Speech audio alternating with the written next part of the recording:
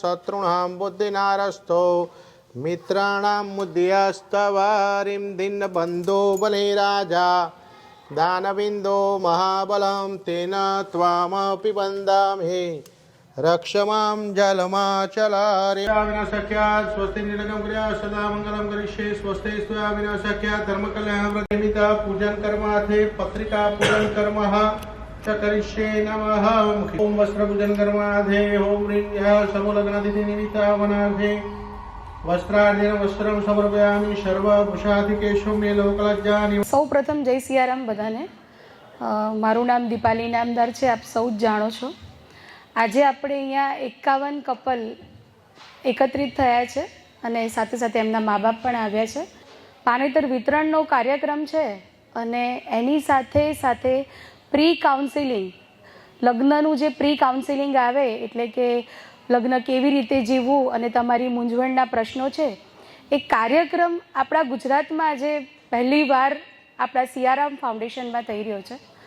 અને મેઘનાબેન જે પોતે સાયકોલોજીસ્ટ છે અને ઘણી બધી આવી મહિલાઓ સાથે અને બધાની સાથે એ વાતચીત કરતા હોય છે અને ખૂબ સારા એવા વક્તા પણ છે. અને ફાલ્ગુનીબેન જે મહિલા બાળ અધિકારીની ટીમમાં છે અને એ પણ ખૂબ સારી રીતેથી તમને સમજાવ્યું છે. એટલે મને લાગે છે કે મારે બહુ વધારે તમને જણાવવાની જરૂર નથી. આપ સૌ સમજી જ ગયા છો કે એક દીકરી તમારા ઘરે પરણીને આવી રહી છે. એટલે થોડુંક કપલ માટે બોલીશ કે આ જે તમારું લગ્ન જીવન છે ને એ રિયલ છે. અત્યારે બધા ઇન્સ્ટાગ્રામ, ફેસબુક અને ઘણી બધું સોશિયલ મીડિયા વાપરતા હોય એટલે રીલ જોતા હોઈએ આપણે, અને જીવનમાં પણ આપણે રીલની જેમ જીવવાનું પસંદ કરતા હોઈએ.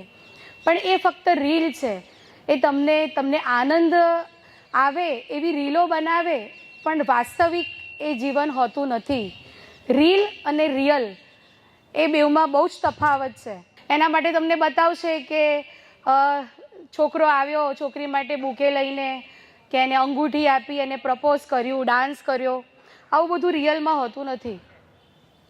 એટલે રીલ અને રિયલમાં બહુ જ તફાવત છે. આવી એક્સપેક્ટેશન સાથે જીવશો તો દુઃખી થશો. એટલે દરેક દીકરીને પણ એવી એક્સપેક્ટેશન હોય કે મારા હસબન્ડ આવું કરે, અને દરેક દીકરાને પણ એવી એક્સપેક્ટેશન હોય કે વહુ આવું કરે. આ જે એક્સપેક્ટેશનનો શબ્દ આવે છે ને, ત્યાંથી જ બધી સમસ્યાઓનો કહેવાય ને કે ઉદ્ગમ થાય એમ. એટલે આ એક્સપેક્ટેશન છે એ છોડીને આપણે સારી રીતેથી અને સરળ રીતેથી જીવન જીવીએ એવી બધાને મારે નમ્ર વિનંતી છે. કે એક ઉદાહરણ આપું તો જેમ આપણે સ્કૂલમાં જતા હોઈએ, નવી સ્કૂલમાં એડમિશન લેતા હોઈએ, તો જે સ્કૂલના બાળકો છે એ તો એમના રૂટીન પ્રમાણે એવી રીતે જ રહેતા હોય. પણ આપણે નવી સ્કૂલમાં એડમિશન લીધું હોય એટલે આપણે એ સ્કૂલ પ્રમાણે સેટ થવાનું હોય, આપણે આનંદિત રહેવાનું હોય અને એમની સાથે આપણે ભળવાનું હોય. એટલે દરેક દીકરીને કહું છું કે આપણું જે જીવન છે ને એ એક શાળા જ છે. એટલે એવી જ રીતે તમે જ્યાં પણ સાસરીમાં જઈ રહ્યા છો એમને અનુરૂપ રહેજો, થોડુંક એડજસ્ટ કરજો, કારણ કે એ લોકો વર્ષોથી રહેતા આવ્યા છે. એટલે દરેક દીકરીએ એડજસ્ટ થોડુંક કરવું પડશે.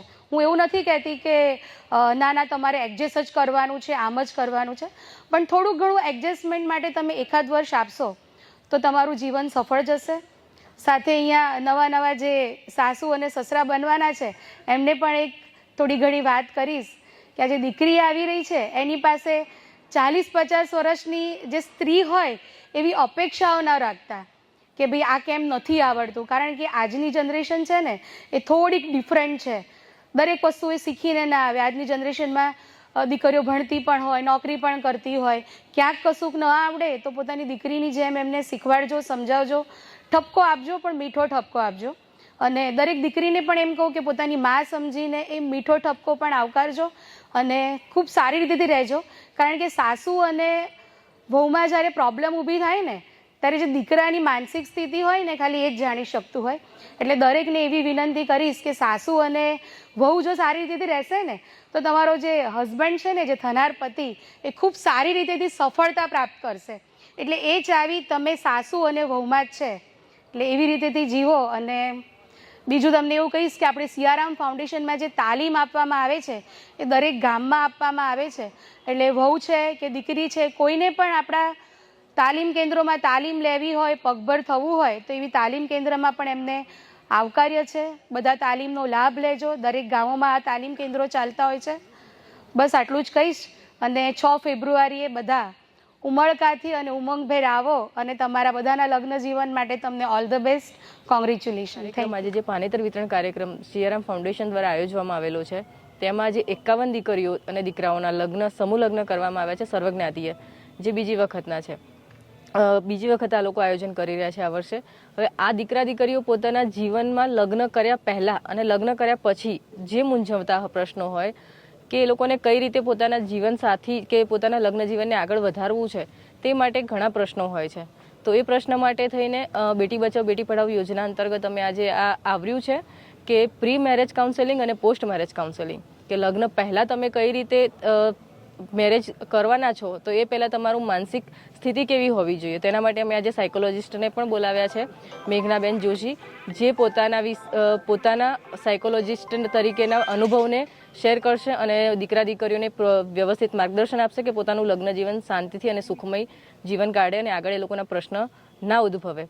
અને સિયારામ ફાઉન્ડેશન દ્વારા ખૂબ જ સારો પ્રયત્ન થઈ રહ્યો છે કે 51 દીકરા દીકરીઓના નિઃશુલ્ક લગ્ન કરાવી રહ્યા છે અને આ દીકરા દીકરીઓ ભવિષ્યમાં આગળ ઉજ્જવળ ભવિષ્ય બનાવે અને સમાજને એક ઉદાહરણ રૂપ પૂરું પાડે. આફ્રિકા જોબ કરું છું મલાવીમાં, લાઇન ટાયરની અંદર એઝ અ અકાઉન્ટન્ટ તરીકે.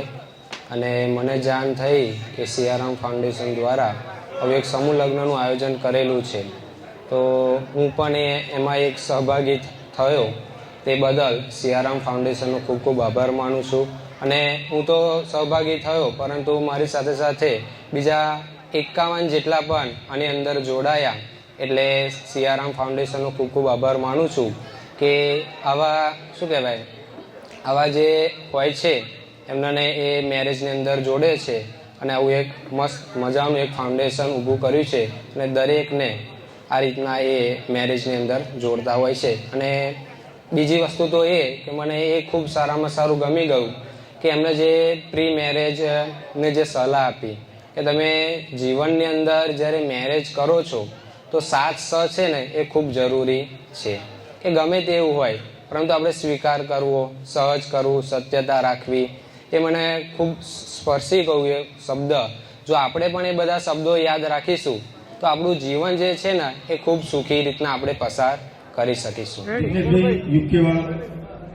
આપને પણ વિનંતી છે, સ્ટેજ ઉપર પધારો.